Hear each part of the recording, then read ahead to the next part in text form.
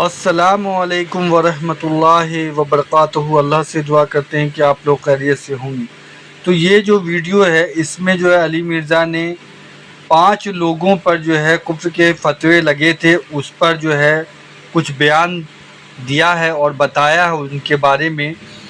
اور اعلیٰ حضرت کا اشرف علی تھانوی پر فتویٰ کفر، اور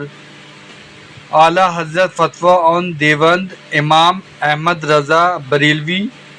اور فتویٰ آن اشرف علی تھانوی۔ تو کافی چیزیں آپ کو یہ فتوے کے حساب سے جو فتویٰ لگا ہے ان کے بارے میں آپ کو معلوم ہوگا، اور کیا یہ بات ہے، کہاں تک اس میں سچائی ہے، کہاں تک اس چیز کو لوگوں نے پھیلایا ہے، اور یہ صحیح معاملہ ہے یا غلط معاملہ ہے۔ جو بھی ہے وہ آپ اس ویڈیو میں دیکھیں گے اور آپ کو ساری چیزیں جو ہے اس ویڈیو میں کلیئر ہو جائے گی، اور اللہ ہم سب کو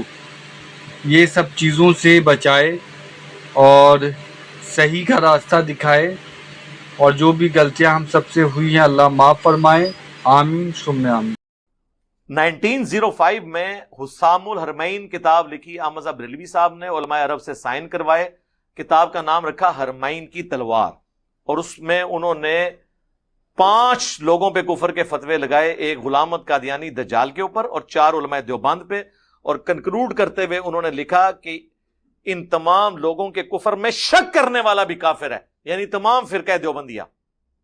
چلیں قادیانی کو تو ہم کافر مانتے ہیں، باقیوں کی بات ہو رہی ہے، اور انہوں نے کہا یہ مرتد ہیں، یعنی واجب القتل۔ نبی اسلام کے لیے ڈائریکٹ ایکچولی تھانوی نے علم غیب کے لیے حفظ الامان میں کہا تھا، حفظ الایمان کتاب چھوٹی سی کتابچی ہے، کہ رسول اللہ صلی اللہ علیہ وسلم کو بھی علم غیب ہے، اور یہ کوئی رسول اللہ کی تخصیص نہیں ہے، بلکہ یہ علم الغیب ہر پاگل، مجنون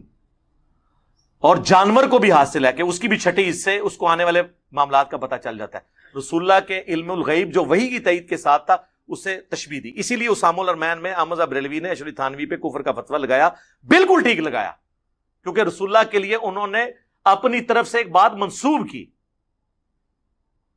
اگر یہ وہ کہتا نا کہ کافر یہ کہتے تھے پھر تو بات ختم ہو جاتی، تم نے تو ڈائریکٹ یہ لفظ استعمال کیا ہے کہ حضور کا علم غیب تو جانوروں والا علم غیب ہے، نعوذ باللہ،